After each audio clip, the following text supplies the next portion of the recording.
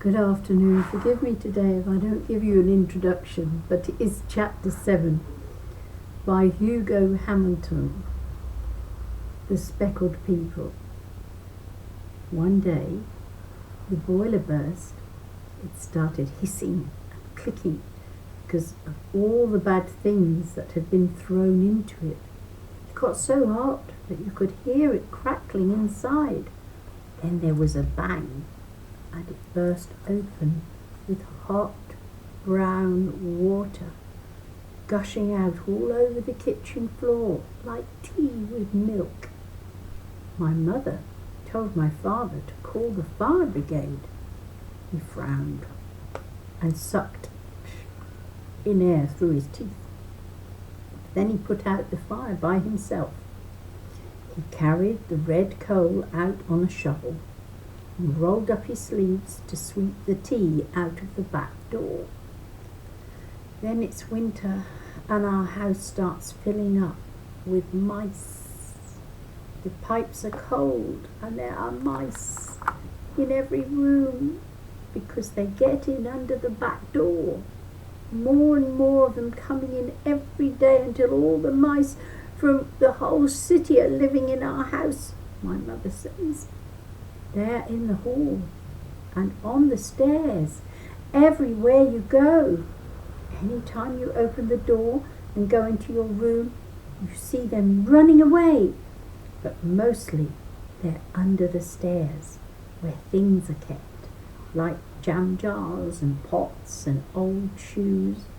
There are so many of them that you have to watch where you walk, because one day when Franz was running down 3 steps from the hallway into the kitchen, a baby mouse ran out from under the stairs and got squashed.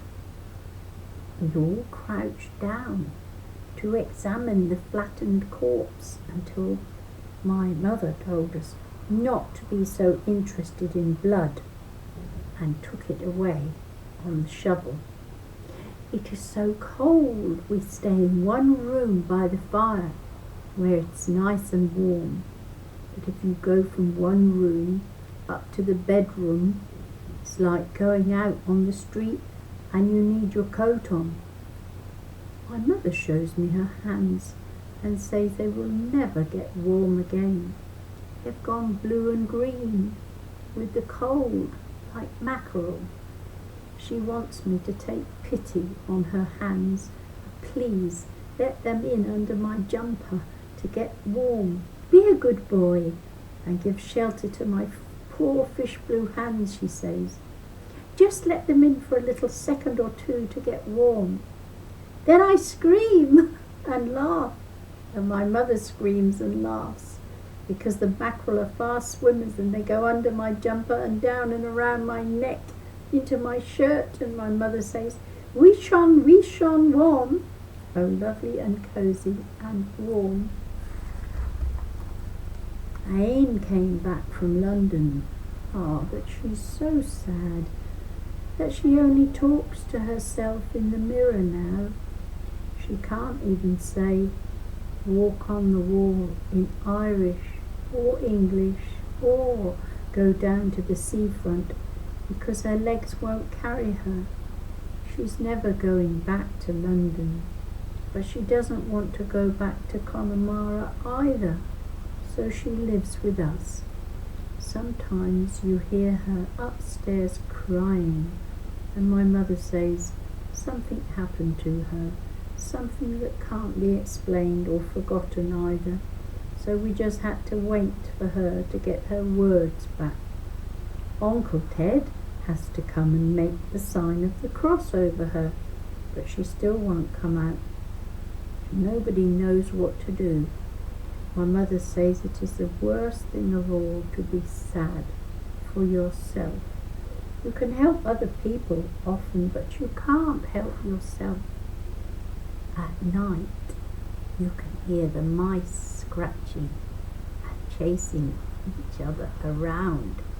For a while, we counted the number of mice we saw every day. But then we didn't know if we were counting the same mouse twice in different rooms. My father bought 2 traps to catch them, but that wasn't enough. So he bought another one that would catch 3 of them at the same time. It made no difference.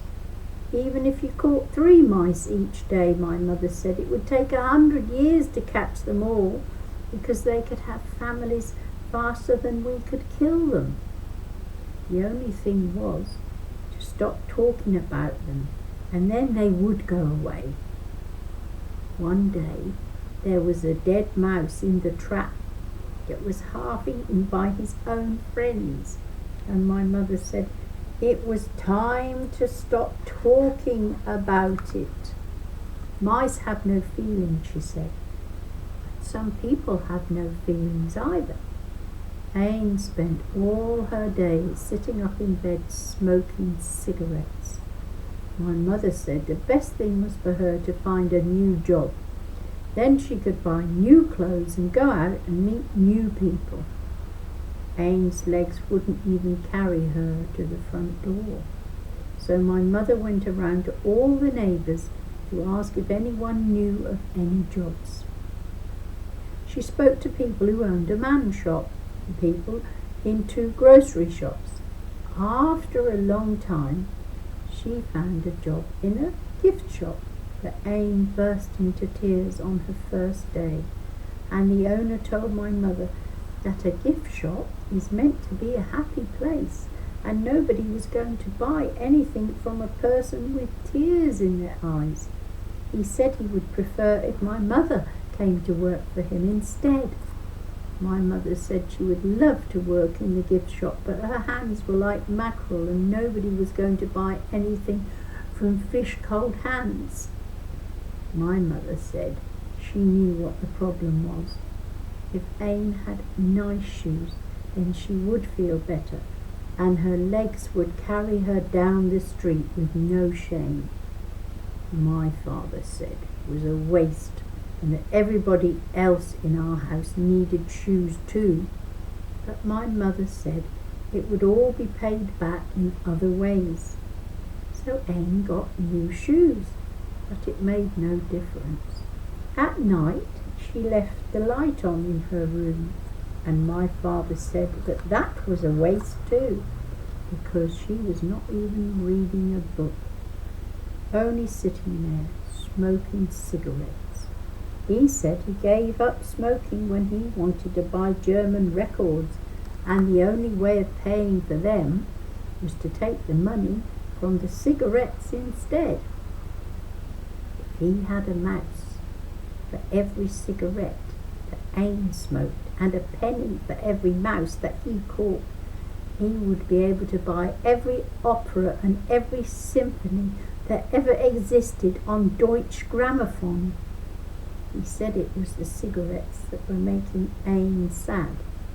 And one morning my mother found a black hole in one of the pillowcases, and she was afraid the house would burn down. Every day my mother sits down with Anne and tries to make her smile. She says nobody can make you smile if you don't want to. Every day my father goes to work on the train. Every day we catch 3 mice, and every day new ones come. Every day I scream and laugh when my mother's mackerel hands go under my jumper. Every Sunday Uncle Ted comes to tea after his swim at the 40-foot because he doesn't feel the cold. We tell him things that happened, but not about mice, and not about Anne or the black holes burned in her dresses. My sister Maria pulls up her dress to show Uncle Ted her tummy, and then we reach into the pocket of his jacket for the sweets. He goes upstairs to make the sign of the cross over Anne, and when he comes down again, he says my mother should take her out dancing. Irish dancing, my father said. It would have to be Irish dancing.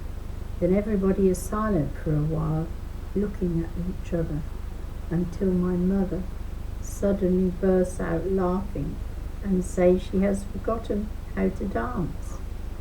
Two silent brothers looking at my mother, laughing and laughing at the idea of coming all the way over from Germany to bring an Irish woman out to Irish dancing. Uncle Ted smiles and waits for my mother to finish. He is very serious and says, "There are things you never forget, like cycling and swimming and helping other people." So one evening, my mother and Anne got dressed up and went dancing in the city. She put on her blue dress with the white spots, and Anne put on her new shoes and a dress without holes in it. My father stayed at home reading his book, and we sat on the carpet playing cards and listening to mice. My mother said Irish dancing was not like waltzing or any kind of dancing that she'd ever seen before. She said in Ireland your feet never even touched the ground. Everyone was floating except for a man who sometimes slapped his heel down with a bang to the music, as if he was trying to make holes in the floor. The dance hall smelled of smoke and perfume and sweat, and it was filled with people of all ages. There was a priest and some nuns as well sitting down in the seats. An old woman with long hair was dancing as if she were only 16. All the men were on one side of the hall and all the women on the other.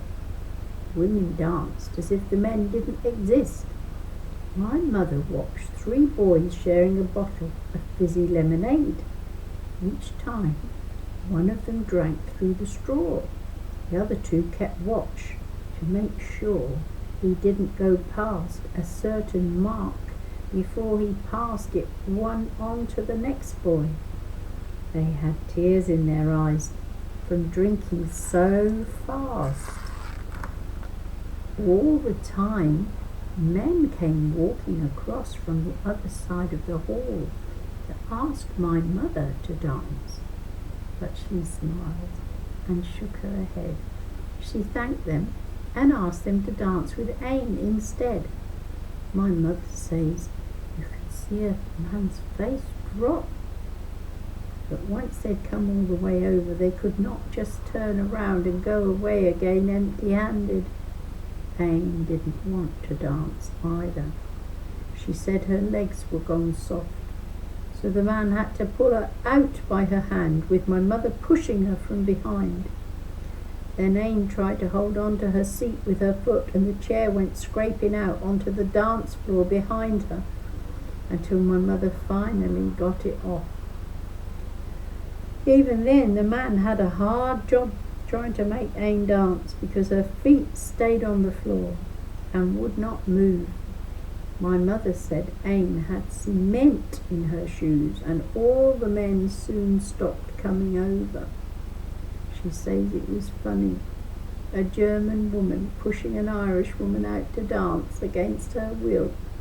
She says it is hard to understand what is going on in people's heads in Ireland. She says Irish people dance with their heads and speak with their feet. Everybody knows what's inside everybody else's head, but nobody ever says it out loud. They like to keep everything inside. She says German people say what they think, and Irish people keep it to themselves, and maybe the Irish way is sometimes better. In Germany, she says, people think before they speak, so that they may mean what they say. While in Ireland, people think after they speak, so as to find out what they mean. In Ireland, the words never touched the ground. After dancing, Ain lost her words altogether. There was something inside her head that was making her sick, and my mother said if she didn't speak about it, she would die.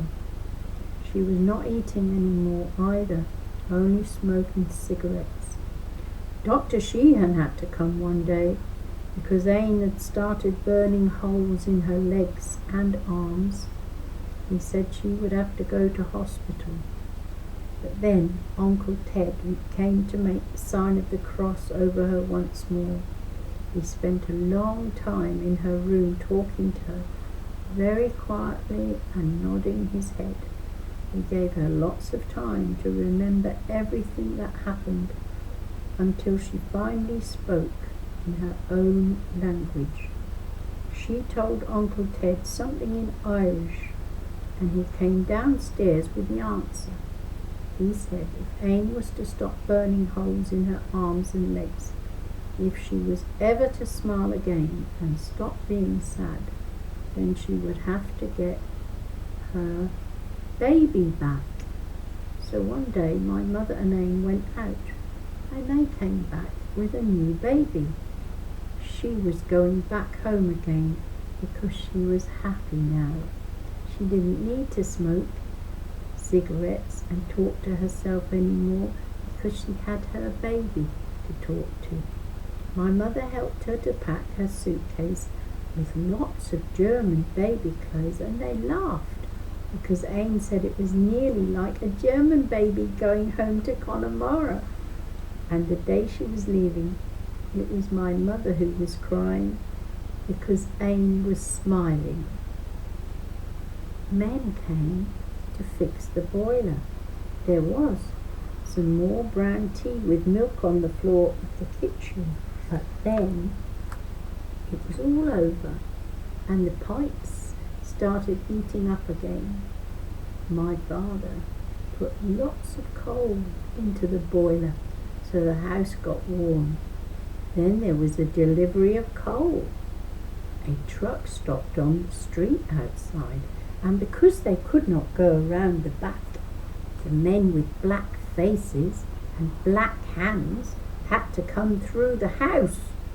My mother was afraid the wind would slam the door shut in anger, so we had to hold them open. Franz at the front door, me at the in-between door, and Maria at the back door. She told us to count the bags as they came in. In Ireland, people count in their heads, she said.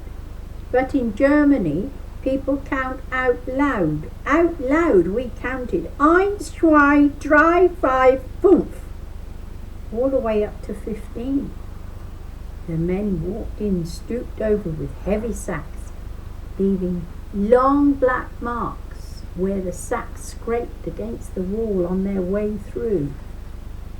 And where they went down those steps towards the kitchen and out the back door, they put a black hand up every time to hold on to the door frame. One of the men winked and made me forget what number I was on. I didn't know if I should be counting the sack that was coming or the sack gone by. But then I heard Franz counting the next number at the front door, and I was able to catch up. When the shed outside was full and the coal was spilling out across the path, the men got back into the truck. One of them counted the empty sacks, as if he could not trust us to count right. He came back inside with a pink piece of paper covered in black fingerprints and asked my mother to sign her name. That was to make sure she agreed that there was no mistake in the counting and that nobody ran away with one of the empty sacks. But there could be no mistake because we counted out loud in German and the man counted the empty sacks in English, and it was the same number no matter what language. That's the end of that. So next time it will be chapter 8. Thank you for listening and God bless you and the rest of your day. Have a lovely time. Bye bye.